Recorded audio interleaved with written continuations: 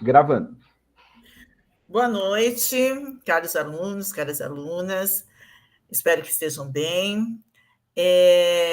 Hoje a nossa aula ao vivo vai falar sobre a BNCC, a Base Nacional Comum Curricular na Educação Básica. Sou professora Yara Grandino, sou mestre em Linguística, sou graduada em Pedagogia e em Letras, pós-graduada em Psicopedagogia, Libras, Pedagogia Empresarial e concluindo o transtorno de espectro autista. Bom, logicamente que essa live está sendo feita diretamente para as licenciaturas, né? Que é o foco, né? A BNCC. E vamos lá, né? Então, o que é a BNCC, né? A Base Nacional Comum Curricular. Vou contextualizar um pouquinho ali como que ela começou, né? Nessas ideias aí. Em 2018, 17, começaram umas discussões. Eu era da rede pública na época, coordenadora, e eu participei de algumas discussões da BNCC enquanto coordenadora, e junto ao MEC. E, e nessas discussões, algumas coisas foram propostas, foram tiradas, foram acrescentadas, enfim. É um documento que, quando ele foi foi pensado também que as pessoas que estivessem envolvidas na educação, né, com um tempo e tal, que opinassem. Em 2019 ele ficou prontinho, em 2018 ele ficou pronto, mas na perspectiva de iniciar em 2019. Como toda coisa nova que vem, né? E a Base Nacional Comum Curricular era muito nova, estava fresquinha ainda, as escolas ainda tinham muita dificuldade em entender esses processos. E 2019 foi mais um ajuste, porque ela é para todo o Brasil, né? Todo o território nacional. Claro que sempre respeitando a diversidade, né? As diversidades de cada localidade. E ela começou mesmo a vigorar depois da pandemia, porque aí nós tivemos 2020 a pandemia, né? Então as escolas estaduais, municipais e particulares não se adequaram naquele momento, porque era tudo novo, todo mundo teve que se reinventar. E aí, a partir de 2022, que realmente as escolas começaram a pôr essa proposta, né? A maioria das escolas, algumas até começaram antes, né? Mas eu falo em termos das públicas, né? Começaram a pôr esse documento em prática. Então, ele é um documento que define as aprendizagens essenciais que os alunos têm que desenvolver, né, ao longo da formação da educação básica, de uma forma progressiva, porque ela começa da educação infantil, vai para o fundamental, né, tanto no Fundamental 1 quanto no 2, e vai para o ensino médio. Era uma referência nacional obrigatória dentro dos currículos, por quê? Porque a discussão girou em torno assim, cada estado meio que fazia alguma coisa que queria, né? Coisas diferentes. E precisava ter um documento que referendasse uma base mesmo comum e que trouxesse, por exemplo, o menino que sai ali de Brasília e vem para São Paulo, que ele esteja engajado no mesmo currículo. Né? Então, foi pensando nessas questões, né, que as propostas pedagógicas aí foram discutidas. E também pensando numa formação humana integral, né, para a construção de uma sociedade justa, democrática e inclusiva, que tanto a gente fala, né, da questão inclusiva, mas que ainda é um nó muito grande dentro das escolas. E aí ela vem, né, dividida entre educação infantil, que na educação infantil ela foca com os direitos de aprendizagem, né, os campos de experiência, e aí ela vai também olhar os objetivos de aprendizagem e desenvolvimento, mas ela vai pegar os bebês, né, de 0 a 1 ano, tal, depois ela vem com um foco na parte de 3 anos, né, até 7 meses. Aí ela vem na pré-escola, propriamente dita, de 4 anos a 5, que é o que a nossa lei, a LDB, Lei Nacional de Diretrizes e Bases da Educação Nacional, traz, né, como forma de educação. Então, a educação básica ela é dividida em ensino infantil, fundamental e médio, ou seja, as crianças obrigatoriamente, né, as crianças têm que dos 4, a nossa educação básica vai dos 4 anos aos 17 anos. Claro que na BNCC, ela também, como nós temos muitas creches aí, ela também focou a questão das crianças de 0 a 3 anos. E ela traz uma série de habilidades que devem ser desenvolvidas em todas as disciplinas, né? E a importância, ela olha, né, muito para a importância dos educadores trabalhar essas habilidades em sala de aula. Porque nós precisamos formar, né, um aluno que ele tenha uma visão lá no fim, no ensino médio, uma visão do mercado de trabalho, que ele consiga sair com uma possibilidade de uma formação bem bacana. Então, ela vai efetivamente desenvolver essas habilidades passo a passo, numa crescente, para que esses alunos saiam numa formação melhor. E ela traz, deixa eu voltar aqui, desculpa. Aí nós temos o ensino fundamental também, né, que vem pelas áreas de conhecimento, vem por competências específicas de cada área, por componentes curriculares e por competências específicas de cada componente, né? Porque, por exemplo, se eu pensar em português, né, no ensino fundamental, eu vou pensar, né, na área de conhecimento, que é a linguagem, vou pensar na competência geral dessa área, eu vou pensar na disciplina de língua portuguesa e vou pensar, né, nas competências específicas por ano. Né? Então, por exemplo, pego o fundamental, primeiro ano, segundo ano, terceiro ano, quarto ano, quinto, sexto, sétimo, oitavo e nono. Porque ela está dividida nos anos iniciais, do primeiro ao quinto, e nos anos finais, do sexto ao nono ano. O ensino médio, que também vem dividido por áreas de conhecimentos, por competências específicas das áreas, tanto de língua portuguesa, matemática, e das outras áreas também, né, que nós vamos olhar mais para frente, e das habilidades. E aí, assim, a competência, habilidade, né, isso aí já foi uma discussão tão já falada ali atrás, né, de anos, mas eu gosto de dar um exemplo muito simples, muito prático, para definir competências e habilidades, né? A competência ela é um conjunto de habilidades. Então, vamos pensar no motorista, né? Eu quero aprender a dirigir. Para eu poder aprender a dirigir, eu tenho que estudar aquelas leis de trânsito, passar por uma avaliação, para depois eu ir para as aulas práticas. Ok, peguei minha carta de motorista, tal. Vou lá, pego o carro, né? Toda.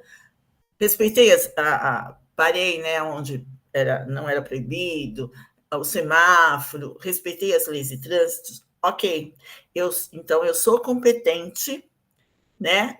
Como motorista, porque eu desenvolvi todas as habilidades necessárias para a questão de ser motorista, né? E assim pegar uma disciplina, por exemplo, de português, você olhar, né?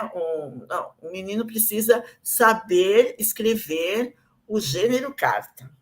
Ok. Então, para saber escrever o gênero carta, nós vamos ter que passar por várias habilidades, né? Então, nós vamos passar por uma sequência didática, onde ele vai desenvolver passo a passo como que se elabora uma carta, qual que é a estrutura da carta, qual a tipologia da carta. À medida que ele conseguir escrever essa carta, aí ele é competente, porque ele teve todas as habilidades ali desenvolvidas.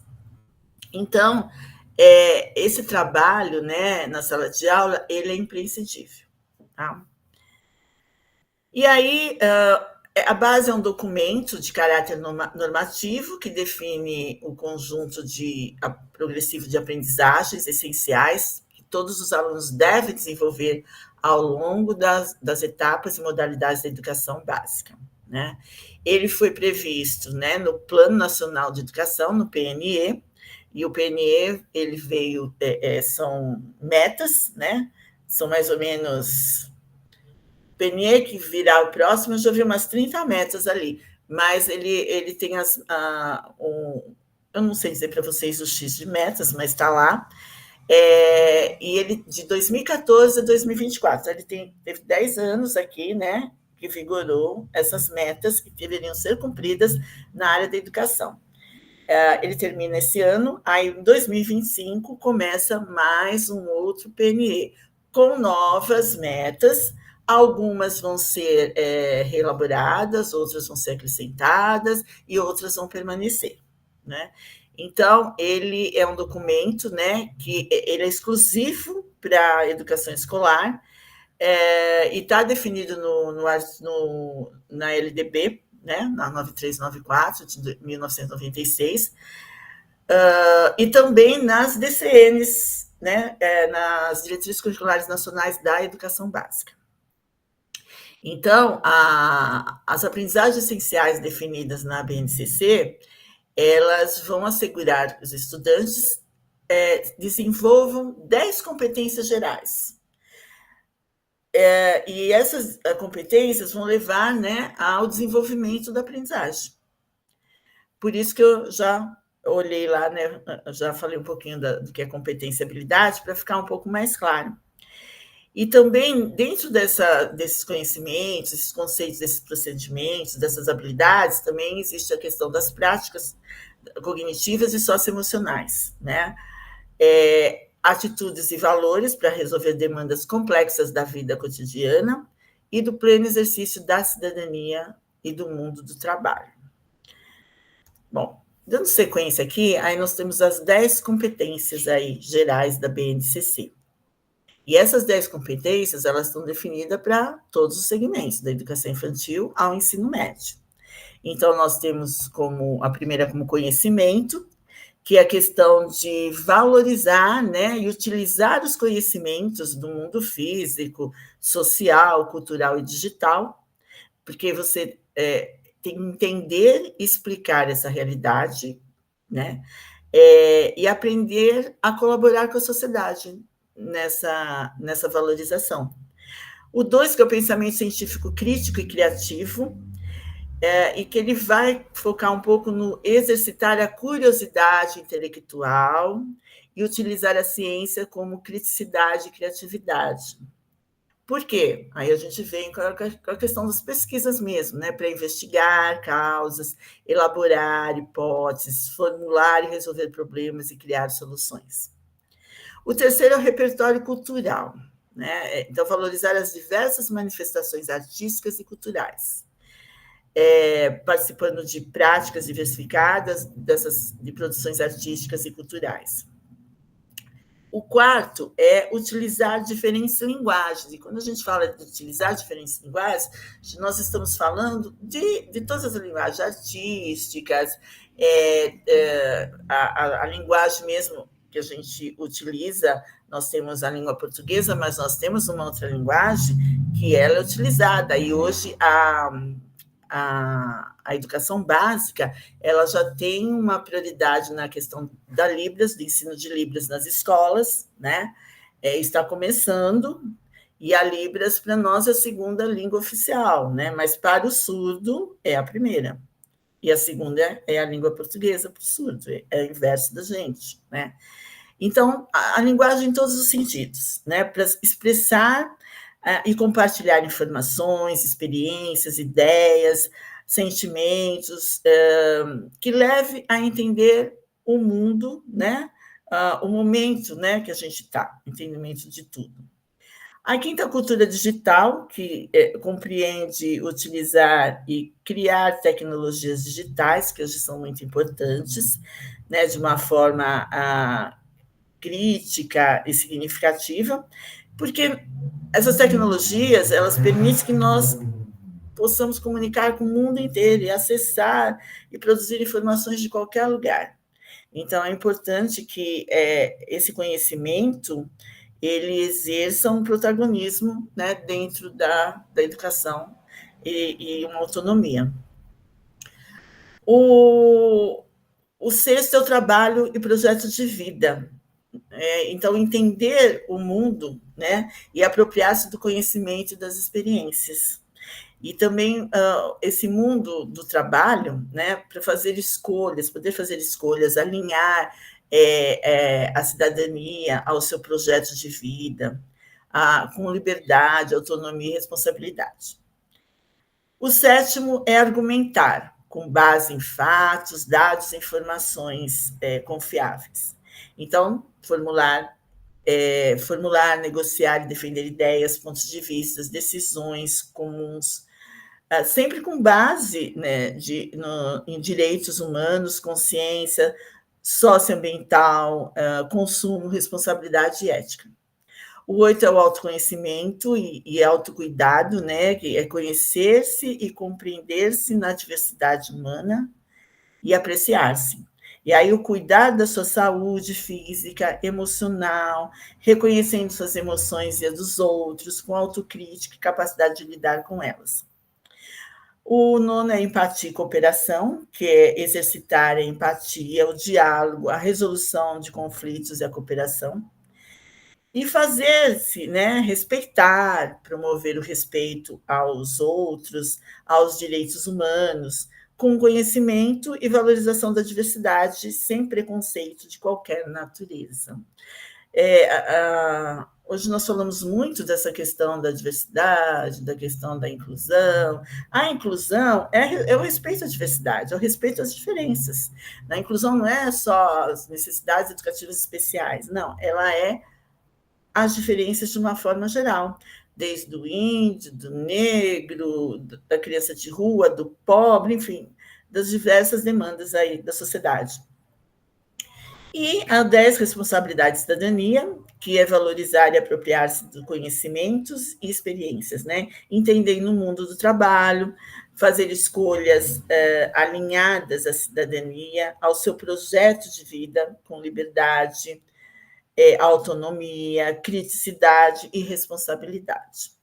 Então, veja que isso tudo, né, essas 10 competências, elas são gerais, né, para todos os segmentos aí da educação básica.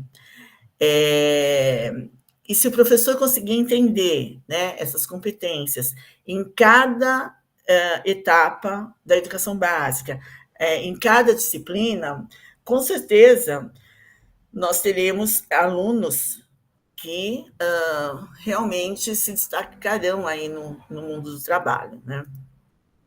E aí, quando a gente fala em competências gerais, né, nós vamos falar do desenvolvimento integral desse aluno. Então, o que o aluno quer ser, né? A preocupação, o que ele quer ser.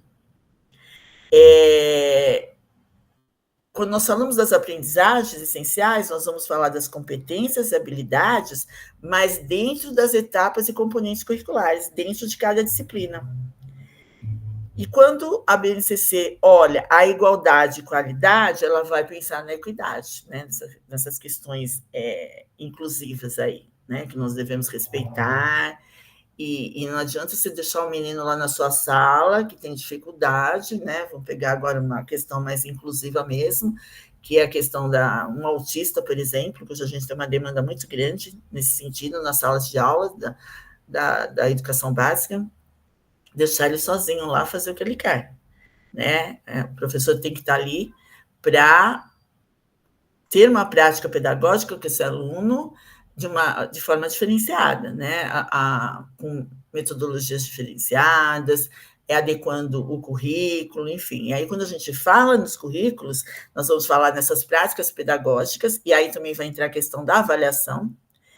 E a avaliação, a gente tem que pensar no sentido dela ser uma avaliação somativa, não somativa, né? E nem cumulativa. A gente tem que visar a avaliação, o desenvolvimento do aluno. Então, uma progressão, avaliação contínua da aprendizagem. Então, o que ele como que ele chegou, e à medida que ele foi evoluindo, como que ele saiu. Não porque na prova ele tirou 10, na outra ele tirou 5, na outra ele tirou 4. Então, nós precisamos olhar muito bem para quais tipos de avaliações nós estamos trabalhando. Vai ter o momento da somativa? Vai ter o momento da avaliação continuada. Então, nós temos momentos, mas a gente precisa olhar o aluno na sua evolução. E, logicamente, coisa hoje que a gente tem bastante é a questão das metodologias ativas.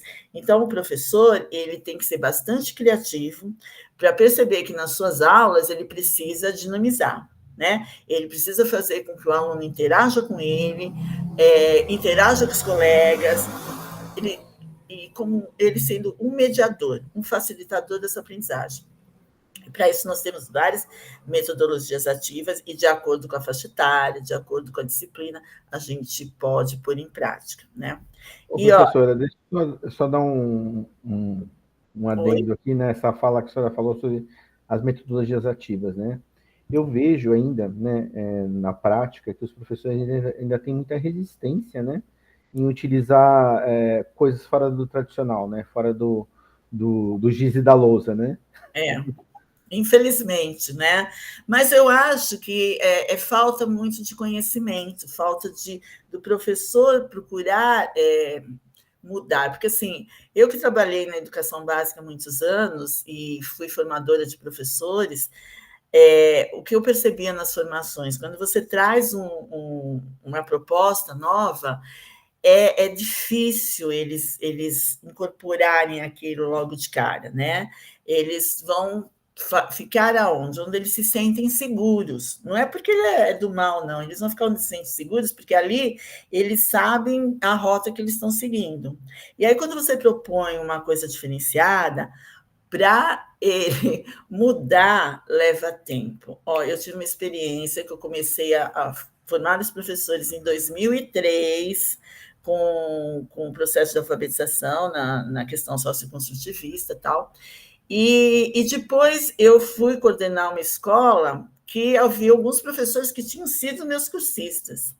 E aí os professores estavam engatinhando. Isso daí, quando eu cheguei lá em 2008, eu quase dei um chilique, né? E aí eu como coordenadora, logicamente, tinha que fazer formação ali em loco. E assim, eles começaram a entender à medida que eu fui modelizando. Eu ia para a sala de aula modelizar. Então, muitas vezes, o professor precisa, sabe, pegar na mãozinha e falar, cara, é isso, porque nem todos os professores têm esse insight de ir atrás de coisas novas. Eles precisam, principalmente, eu falo na escola pública, né, minha experiência, eles precisam de alguém que direcione. Eu cheguei para a sala de aula, pôr o professor lá no fundo e fazer o que eu queria que ele aprendesse com os alunos. E aí, depois que aprendeu, nossa, como é bom, como é fácil fazer. Então, essas questões, elas são são questões de formação de professores mesmo, de prática, para serem discutidas, e a gente nunca vai sanar isso, que sempre vai, né? Nós vamos estar engatinhando em alguns processos. De início, sair da zona de conforto, né, da forma que você já trabalha, né, há algum tempo, é difícil mesmo, né, porque assim, você fica pensando e repensando a sua prática e tem gente que não está muito habituado a fazer isso, né? O jeito que eu faço tá dando certo, então para que eu vou mexer? Mas é legal, porque depois que elas descobrem que aquilo é bom, que dá mais certo do que aquilo que elas faziam na zona de conforto delas, elas falam, nossa, mas isso é tão fácil. Como é que eu não tinha pensado nisso antes? Exatamente, entendeu? Então, eu sempre brincava com elas, tudo bem, gente, eu sei que vocês não chegam melancia e passam para o abacaxi no dia seguinte, é um processo, mas levar, em 2013, 2008, 5 anos que eu cheguei na escola, e para pôr em prática mesmo, se você quer saber, todo mundo na escola, foi em 2013. Então, olha, foram 10 anos batalhando em cima de uma concepção, né? Bom, aí as áreas do conhecimento, né, que nós temos, português, matemática, história, geografia, ciências, educação física, artística, inglês. E aí a educação infantil, né? Ela vem com os direitos de aprendizagens e de desenvolvimento, que são 6 direitos: conviver, brincar, participar, explorar, expressar e conhecer-se. E dentro desses direitos, né, os professores eles têm que pensar em boas situações de aprendizagem para que essas crianças, né, aprendam, né, dentro desses direitos, juntamente com os campos de experiências, que são 5. O eu, o outro nós, corpo, gestos e movimentos, traços, sons, cores e formas, escuta, fala, pensamento e imaginação, espaços, tempos, quantidades, relações e transformações. E os objetivos da aprendizagem, desse desenvolvimento, né, vai dos bebês, né, até as crianças de 5 anos.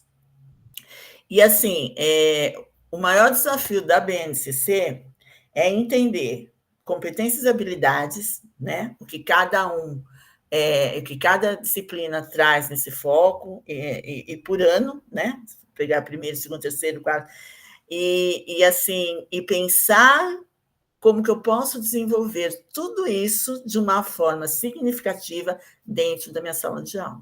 Eu acho que é o maior nó que os professores estão enfrentando aí, né? Espero que já tenham dado uma mudada, mas na minha experiência lá atrás as coisas levam tempo. E no ensino fundamental, nos anos iniciais e finais, nós temos, né, são 5 áreas de conhecimentos, né, conforme definidas nas DCNs, que é linguagem, matemática, ciência da natureza, ciências humanas e ensino religioso. E existe competências estabelecidas para cada área. E são 9 os componentes curriculares, né, que nas áreas de conhecimento específicos, que é a língua portuguesa, arte, educação física, língua inglesa, matemática, ciências, história, geografia, ensino religioso, então, e também com competências específicas para cada um. E nas unidades temáticas, né, os objetos de conhecimento ao longo do ensino fundamental são adequados às especificidades dos diferentes componentes curriculares. Então, existem as unidades temáticas para os anos iniciais e finais, e unidades temáticas específicas para cada fase do ensino fundamental.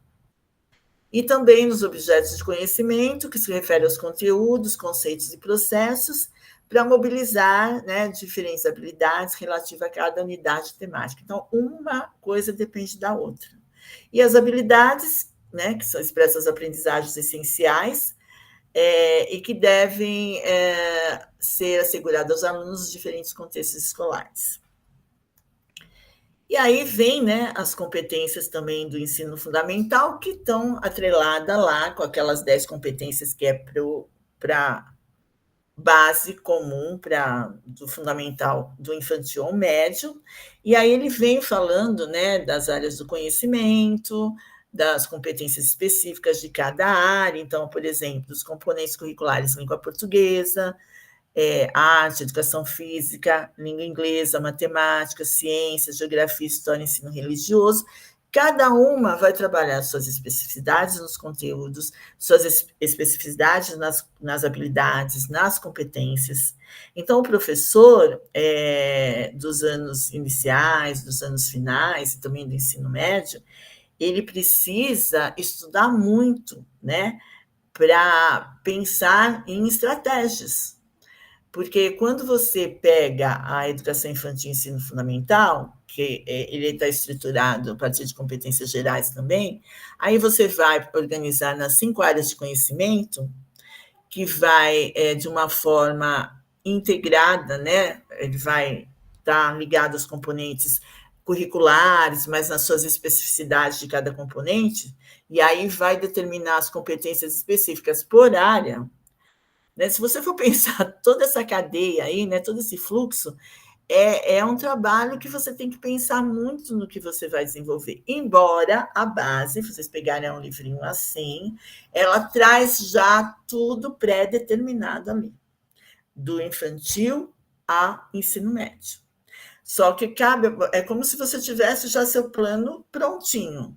Só que cabe ao professor ele transformar aquilo, né? Aquele conteúdo da teoria também transpor para a prática, de uma forma que realmente vai ser significativa, porque senão Não adianta eu jogar, né? E não ter um feedback real daquilo que está acontecendo na minha sala. Eu vou ver aquilo que está acontecendo à medida que eu for avaliando de várias formas. Né? E lembrar, né, professora, que a BNCC ela é um documento nacional, né? Sim. E no Brasil nós temos aí um mini continente, né? Nós temos um país de dimensões continentais. Então, assim, é sempre lembrar que a BNCC ela tem que ser adaptada à realidade local, né? À realidade do seu público. E também tem algumas áreas, por exemplo, São Paulo, tem o currículo do estado, tem o currículo da cidade de São Paulo, né? Então, observar que é importante você ter um documento que norteia, né, toda a educação básica, mas é importante também respeitar a regionalidade de cada município, cada estado. Exato. Porque às vezes a pessoa pensa assim, eu tenho que seguir a BNCC à risca. Não necessariamente. Não, né? porque você também tem, o que eu falo, né? Por exemplo, o currículo do Estado, né? Você não é uma Bíblia, né? Que você vai ficar carregando embaixo do braço e vai falar, só faço isso, vou seguir isso. Quando eu trabalhei como coordenadora, tinha o ler e escrever, né? Na escola pública. Então, todo mundo achava, agora é só ler e escrever. Não. Eu pego os livros didáticos, né? Eu tenho outros subsídios. O ler e escrever está me dando o norte. Eu tenho que desenvolver tudo aquilo daquela forma, mas eu posso agregar outras coisas. Tanto que ele traz, né, sugestões, tudo mais. É a mesma coisa a BNCC. Ela está aí como um documento maior para o Brasil inteiro, mas cada região vai acrescentar algumas coisas de acordo com suas especificidades. Né? Então, aí uma dúvida que me surgiu aqui, que pode surgir para os nossos alunos também. Mas eu só vou dar aula nos anos finais do ensino médio, por que eu tenho que aprender sobre educação infantil em anos iniciais? Porque é uma progressão. Se você vai pegar, você vai entender o ensino infantil, você não precisa ler tudo do ensino infantil, mas você vai ter as especificidades que o ensino infantil vai trazer, que o ensino fundamental 1 vai trazer. Aí tudo bem, você vai perceber que é uma progressão. Chegou no 2, legal, ele passou por tudo isso no Fundo 1, agora ele está no Fundo 2, é uma progressão, tanto das habilidades quanto das competências. Então, ele precisa saber o que se antecede para poder dar continuidade no outro. Porque às vezes o menino chega lá e não tem uma competência formada de determinado eixo temático ali, ou não tem algumas habilidades específicas de algum conteúdo ali. Então, o que ele precisa? Ele precisa entender o que ficou vago lá atrás, o que tinha lá atrás no Fundo 1 que o cara não conseguiu aprender e que agora eu preciso, de uma certa forma, retomar para dar continuidade. E a mesma coisa dos pedagogos, né, e quem trabalha com educação especial, nos anos iniciais de educação infantil, né, eu estou preparando o meu aluno para quê? O que ele vai enfrentar lá, né, nos anos finais e no ensino médio, né? Sim, então, sim. como é que eu posso preparar melhor o meu aluno, né? Eu, como pedagogo e como educador especial, tenho que saber. Né? E não é só nessa questão de você pensar em conteúdos, mas pensar em questões socioafetivas, emocionais, porque as crianças do Fundo 1, elas têm um professor, basicamente, para todas as disciplinas, exceto arte, educação física, quando tem inglês e tal. Mas aquele professor, ele estabelece um vínculo afetivo com as crianças muito direto. Então, todo dia ele lá, né? Do 1º ao 5º. Aí você vai para o 6º ano, o menino vai se defrontar com 8 professores, totalmente diferentes, com 50 minutos cada aula. E eu sempre falava para os alunos, ou quando estava em sala de aula, na coordenação, eu dizia assim, ninguém vai passar a mãozinha na cabeça lá não, tá? Então, vamos começar, principalmente quando você está com o último ano do Fundo 1. Vamos começar a pensar já que vocês vão ter vários professores, que cada professor é de um jeito. Um vai passar a mão na sua cabeça, outro vai atirar o apagador e brincar na sua cabeça. Eles riam e falaram assim, porque... Né? Então, porque é dura a transição, né? Essa transição, mesmo do infantil para o Fundo 1, o infantil para o 1º ano é uma coisa de louco. Né? Eu tento, professor, assim, eu dou aula no 4º, 5º ano, né? Então, assim, eu tento já preparar desde o 4º ano o aluno para ser mais autônomo, né? Por Sim, quê? Para ele não sofrer tanto com essa transição, né, entre o quinto e o sexto ano, por exemplo, né? E assim, a gente tem uma metodologia, já estão acostumados, tal. O professor unidocente dá as disciplinas de ciências, história, geografia, português, matemática. E depois ele, quando ele muda, né, para os anos finais, que é o sexto ano, aí tem esse choque de realidade, né? São 8 professores diferentes, com metodologias diferentes, né? Então a gente tem que tentar preparar esses alunos aí, né, desde o quarto, quinto ano, para eles terem menos dificuldade, né, na adaptação para os anos finais. por isso que a escola, né? Quando você está numa escola onde tem, a que eu aposentei tinha Fundiu 1, 2 e médio, né? Então você consegue fazer uma transição mais amena, porque os professores são todos dali, né? Você conversa enquanto coordenadora, você traz o fulano de ciclano, tal, assim, assim.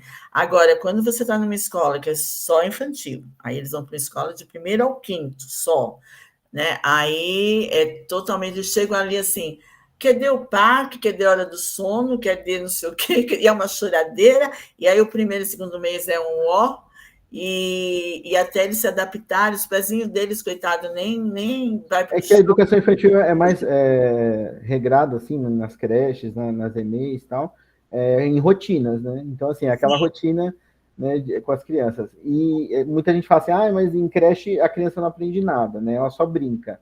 Não. não. Na realidade, assim, aquilo que ela vai começar de conteúdo a aprender lá nos anos iniciais, a base dela é a educação É infantil. a questão motora, a questão espacial, é uma série de fatores aí que entram, né? E que ela O tem. pessoal acha mais fácil trabalhar em educação infantil do que os anos iniciais. Falei, né, né, né, né, né, Não, né, né, né. não.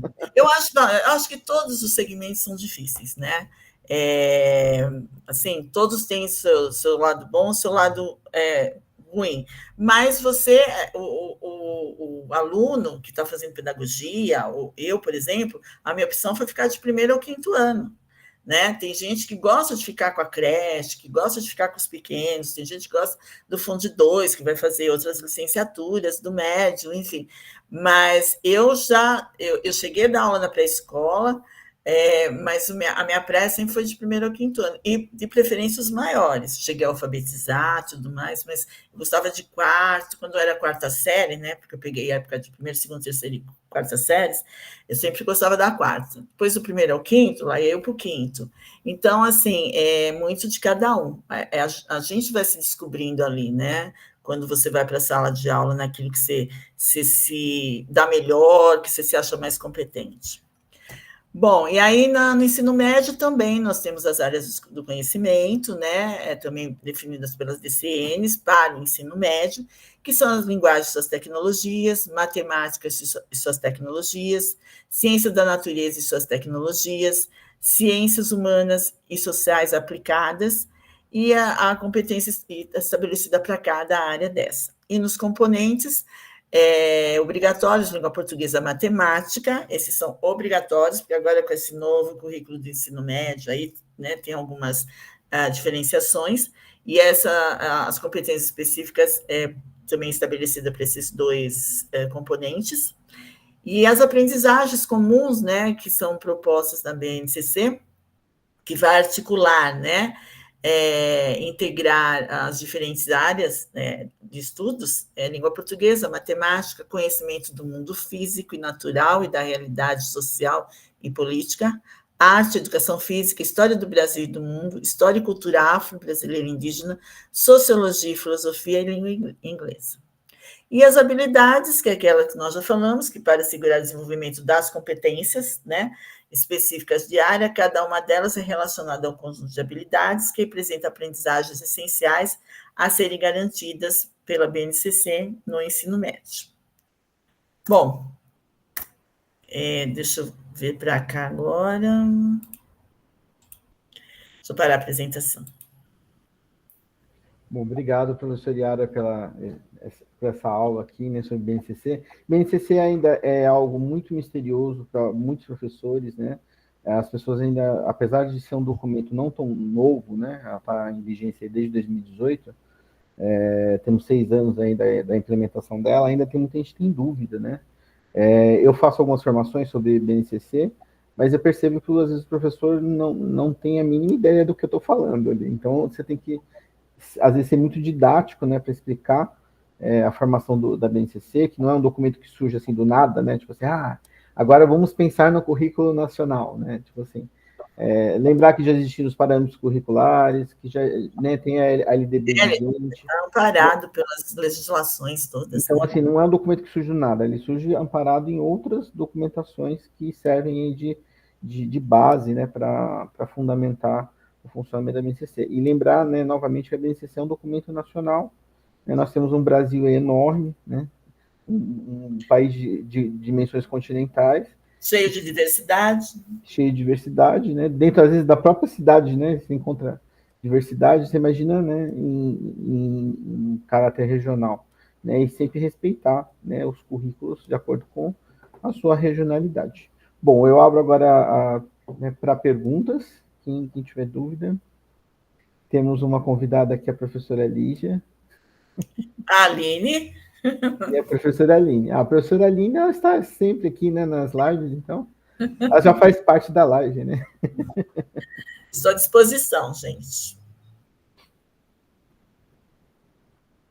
Não? Excelente explicação, professor. Eu agradeço muito, viu? Obrigada. Aprendi demais. Que bom, né? A gente precisa fazer mais coisas desse tipo, porque os alunos, tudo bem que eles não entram, mas vai ficar gravado e tal, mas divulgar mais para que eles entrem, né? Porque faz parte do currículo deles ali